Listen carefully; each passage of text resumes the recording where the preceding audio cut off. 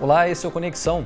De fevereiro de 2018 a janeiro desse ano, o Brasil registrou mais de 10.300 casos de sarampo, quase todos eles concentrados nos estados do Amazonas, Roraima e Pará.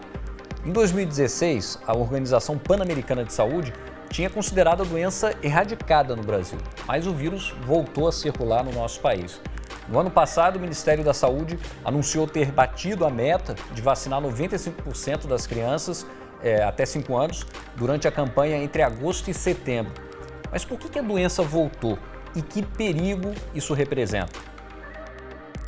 E é sarampo? Como é a transmissão e quais são os sintomas?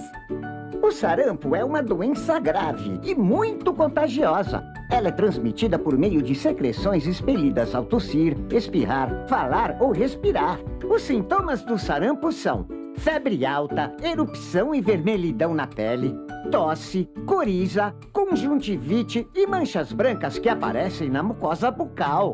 Não existe tratamento específico para o sarampo. A vacinação é a única forma de prevenção. Todas as crianças de 1 a menores de 5 anos devem tomar a vacina, mesmo as que já tenham sido vacinadas.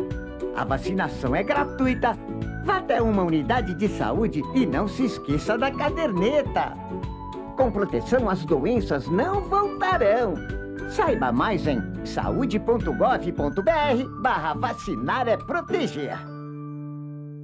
Não dá para brincar não, gente. Vamos entender então melhor esse quadro. Aqui no estúdio comigo está o Alberto Chebabo, que é diretor da Sociedade Brasileira de Infectologia, e o Juan Carlos Cubides, que é epidemiologista da Organização Médicos Sem Fronteiras. Muito obrigado pela participação dos dois aqui no Conexão.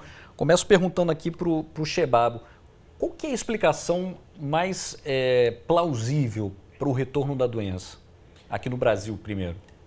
Porque a gente ainda não conseguiu fazer o nosso dever de casa adequadamente, né? Você tem a entrada de pessoas vindo de outros locais, de outros países com sarampo, mas encontrou uma população que não tinha uma cobertura vacinal adequada. Então você tem uma população suscetível à doença, é uma doença altamente contagiosa, que se espalha de uma forma muito rápida, muito eficaz, e encontrou um ambiente fértil para essa disseminação, né? Nessas regiões onde você não tinha uma cobertura vacinal, e aí começa o ciclo de você tem infecção, aí essa pessoa passa para outras e vai passando, como é uma doença muito contagiosa, o risco de surto é sempre muito alto quando você tem uma cobertura vacinal não adequada, uma cobertura vacinal baixa. Pois é, você falou do fluxo de pessoas, o Brasil tem recebido muitos venezuelanos que estão saindo lá do país deles, buscando aqui refúgio, fugindo, enfim, da situação em que eles estão passando por lá. Agora, a gente tem como dizer que isso é um problema só da Venezuela? Quer dizer, os venezuelanos estão vindo para cá e por isso o vírus voltou a circular entre a gente?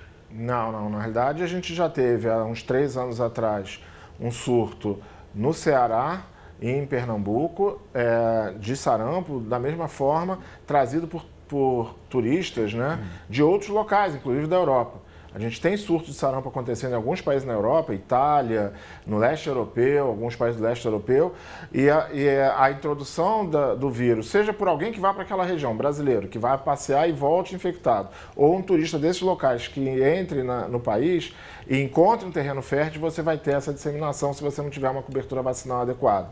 Então, uns 3 anos atrás, a gente teve esse mesmo problema que está acontecendo agora. No Ceará e em Pernambuco, houve uma campanha grande de vacinação nesses locais, demorou quase 1 ano para a gente controlar esse surto que está acontecendo nessa região, e agora a gente tem esse caso na região norte, com as pessoas chegando da Venezuela também infectadas e disseminando numa região onde também a gente tinha problema de cobertura vacinal. Quer dizer, eles podem ter trazido o vírus, mas também eles chegaram aqui e encontraram, o vírus chegou aqui e encontrou uma situação de fragilidade, seria Exatamente. Isso? Agora, Juan, o Brasil, outros países aqui da América do Sul, já tem um histórico aí de campanhas de vacinação, que já quase 30 anos aí de campanhas anuais de vacinação da população. Como é que você avalia agora esse surto se instalando aqui na América do Sul, não só na América do Sul, mas também em outras partes do mundo? Bom, Médicos Sem Fronteiras trabalha precisamente em locais onde se espera que não exista uma cobertura adequada. Na América Latina nós alcançamos em algum momento coberturas adequadas mais de 95%, para conseguir proteger a população das doenças, diferentes doenças, neste caso sarampo.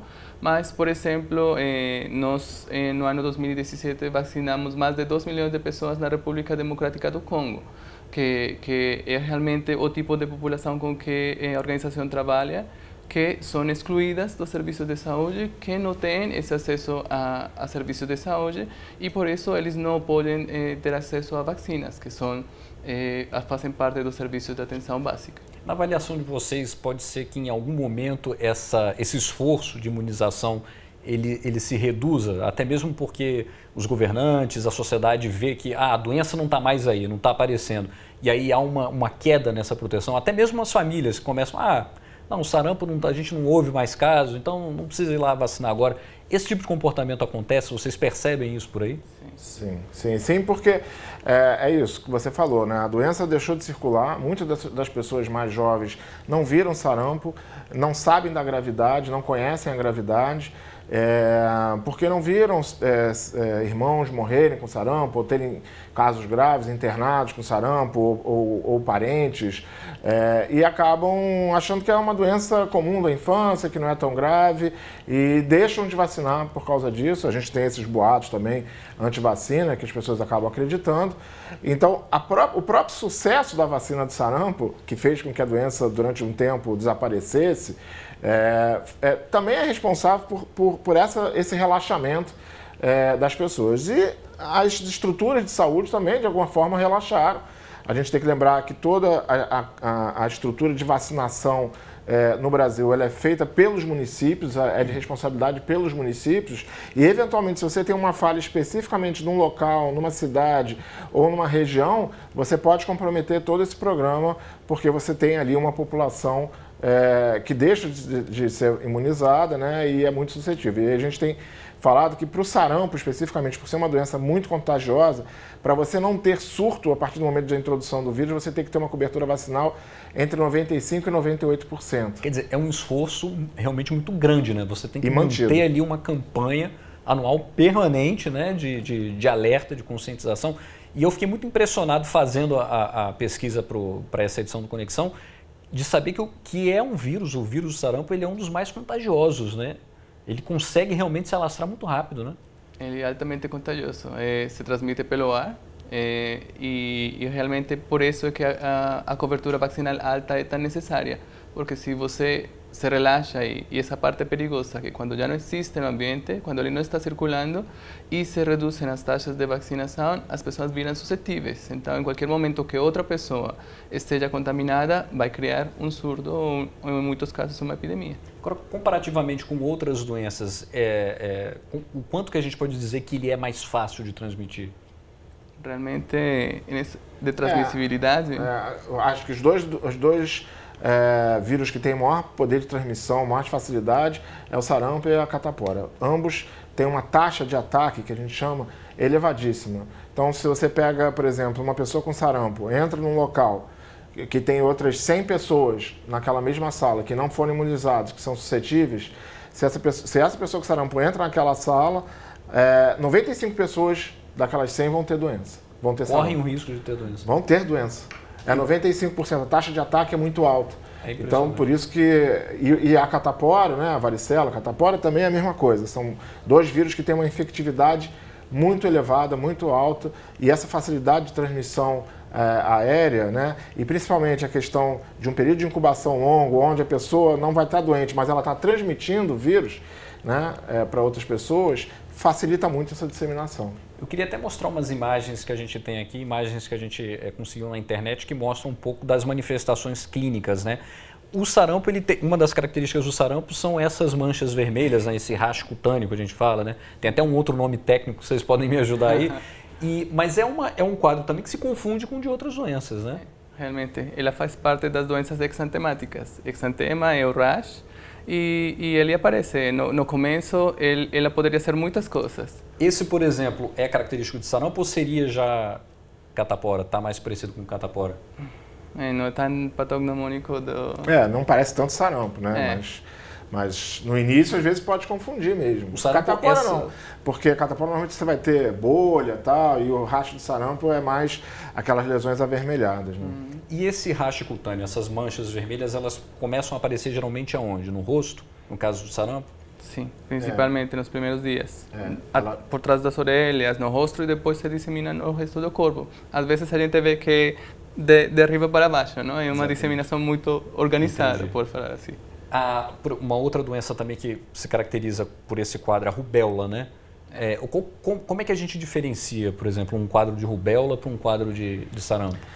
O sarampo ele tem uma característica muito típica dele, que a gente diz que, além dessa questão do racho, da febre alta, você tem uma doença que a gente chama de catarral. Então, normalmente o paciente vai ter muita tosse, coriza, normalmente às vezes até purulenta, conjuntivite, também com pus no olho drenando. Então,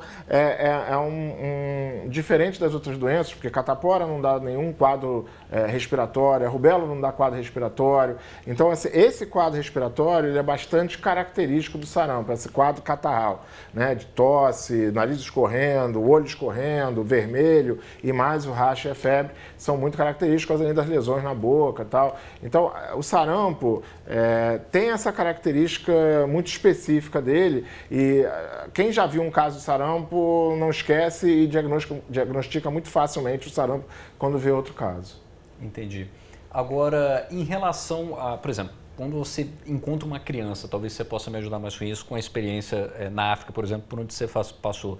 Quando se diagnostica uma criança com um sarampo, o que pode ser feito? Porque o que deveria ter sido feito era a imunização. Esse é o primeiro passo. A imunização não teria permitido isso. Agora, quando você diagnostica aquela criança com sarampo, o que fica ao alcance do médico fazer?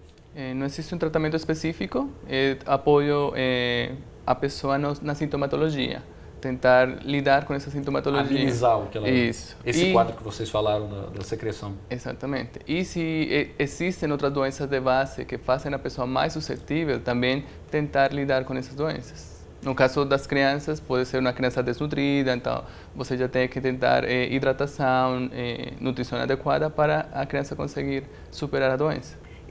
Você falou uma questão que é importante, né? Desnutrição, a precariedade de acesso a serviços, enfim. Esses são fatores que têm ajudado também o vírus a continuar circulando, quer dizer, essa fragilização da saúde pública? Eles são responsáveis pela mortalidade e pelas consequências de ter a infecção, mas realmente a disseminação depende dos níveis de vacina, de cobertura vacinal que sejam obtidos. Então, a disseminação vai diretamente relacionada com nível de vacinação. Se existem outras condições de base, elas vão definir as complicações e uma dessas complicações é morte. Então, ela é definida, essas causas definem as consequências que pode ter o sarampo. O sarampo ainda hoje é visto, em pleno século XXI, é visto como uma doença perigosa?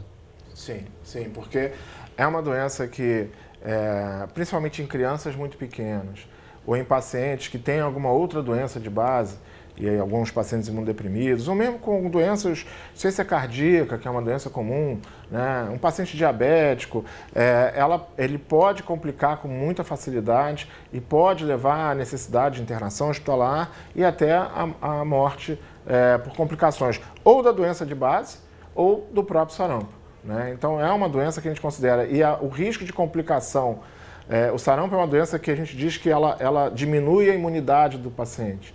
Então, o paciente também fica suscetível a complicações. Então, é comum no sarampo complicação como pneumonia bacteriana, né? Otite na criança, por exemplo. Isso por conta do acúmulo das secreções? Por conta do acúmulo de secreção, por conta da própria diminuição da resposta imunológica pelo vírus do sarampo, causada pelo vírus do sarampo. Então, você tem uma chance de complicação. Tanto pela própria doença, sarampo, pelo vírus do sarampo, ele pode causar, por exemplo, uma pneumonia viral pelo próprio vírus do sarampo, que é muito grave, como por doenças que se aproveitam, como infecções bacterianas, por exemplo, que vão causar essas complicações, pneumonias bacterianas, otite e tal, ou por piora de uma doença de base, né, que estava, por exemplo, controlada e que com a infecção pelo sarampo acaba descompensando e levando a complicação e às vezes levando até o óbito por causa dessa doença de base associada a infecção pelo sarampo. Pois é, não tem como a gente não dar uma resposta efetiva para esse tipo de problema, né? E não é só aqui no Brasil, né? A gente falava no início do programa. Eu queria convidar agora a Cristina Albuquerque, que é chefe de saúde e HIV do Unicef aqui no Brasil, para conversar um pouquinho com a gente. Olá, Cristina, tudo bem? Olá. Bem-vinda aqui ao Conexão. A gente falou um pouco aqui sobre a doença, o perigo que o sarampo ainda representa. O Unicef fez um alerta global que é realmente preocupante, né? A doença realmente está aí espalhada pelos continentes e num estado de surto, né? Exatamente. O que se observou através do monitoramento da situação em 194 países é que houve um aumento muito grande de casos de sarampo entre 2017 e 2018. Nesse período, 98 países apresentaram aumento de casos ou mesmo casos novos, onde o vírus já estava sem circulação, como era o caso do Brasil. Então, desses 98 países, 10 países concentram cerca de 74% dos casos que foram registrados entre 2017 e 2018. Nessa situação, digamos assim, dos 10 países que contribuíram mais para essa situação, está justamente a Ucrânia, seguida das Filipinas e do Brasil. Entretanto, quando a gente passa a analisar os países que não tinham caso nenhum em 2017 e apresentaram casos em 2018, o Brasil fica, infelizmente, em primeiro lugar, com esse número de mais de 10.200 casos confirmados de sarampo nesse período. Ô, Cristina, eu queria aproveitar que você está aqui com a gente agora e chamar uma arte que a gente preparou justamente sobre esses dados que você falava, sobre esses países que registraram o maior número de casos nesse período.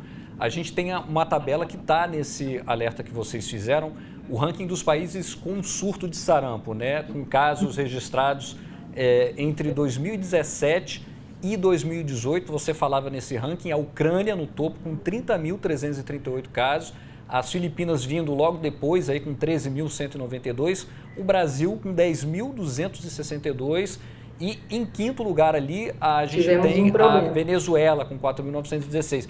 Eu queria que você falasse um pouco aí dessa relação. A gente vê ali Brasil e Venezuela com casos muitos casos, numerosos, né? Você me escuta, Cristina?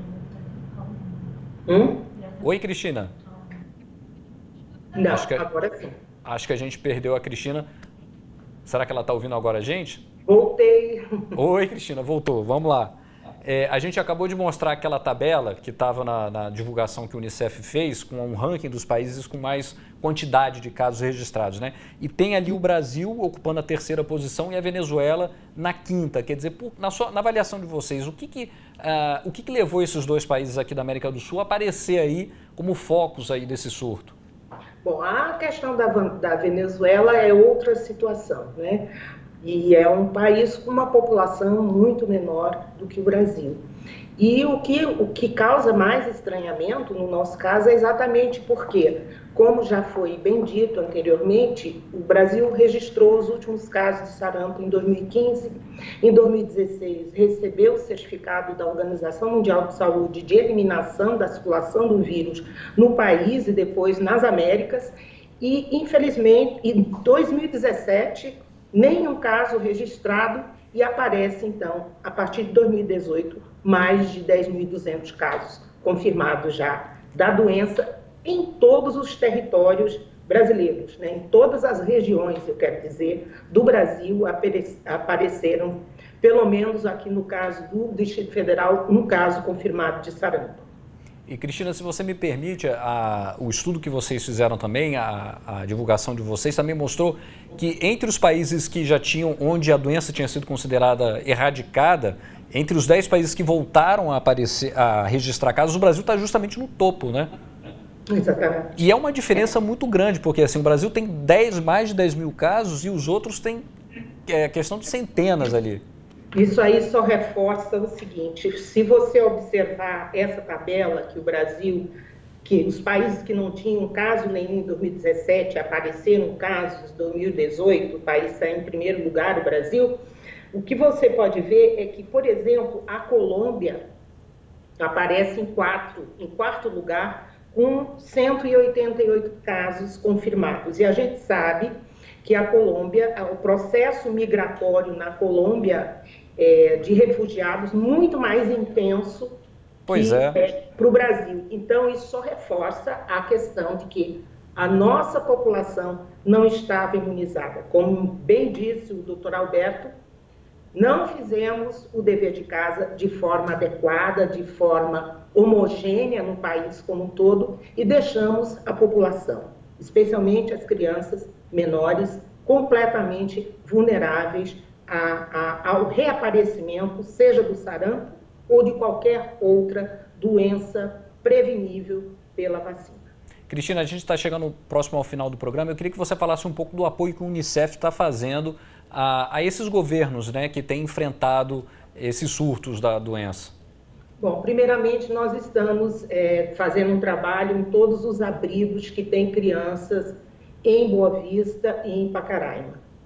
Nós estamos com monitores, com enfermeiros, fazendo toda a parte do monitoramento, no caso também das coberturas vacinais. Em termos de maior escala, nós temos um trabalho em toda a Amazônia Legal e semiárido brasileiro, que envolvem mais de 1.900 municípios.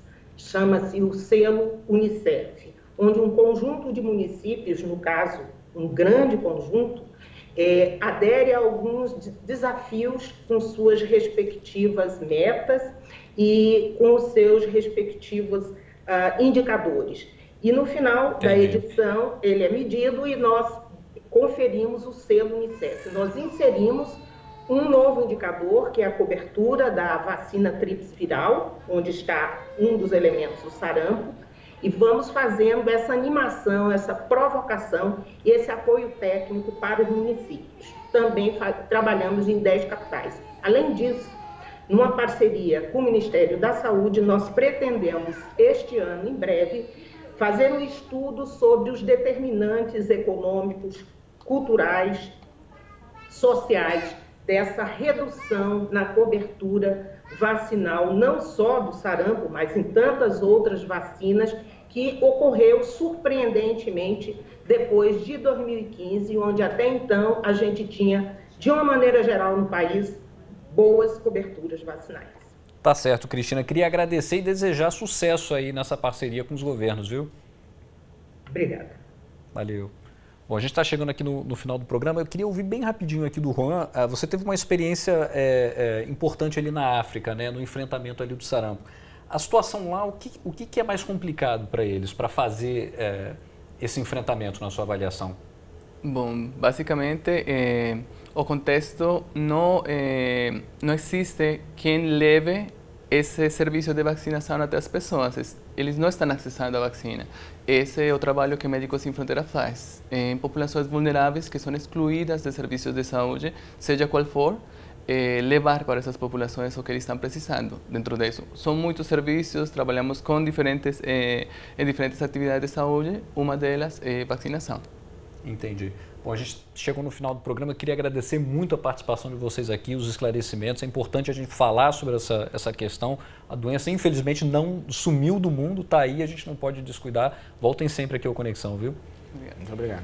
A você de casa, obrigado pela companhia também. Se quiser rever essa e outras entrevistas, só acessar o futuraplay.org. Até a próxima.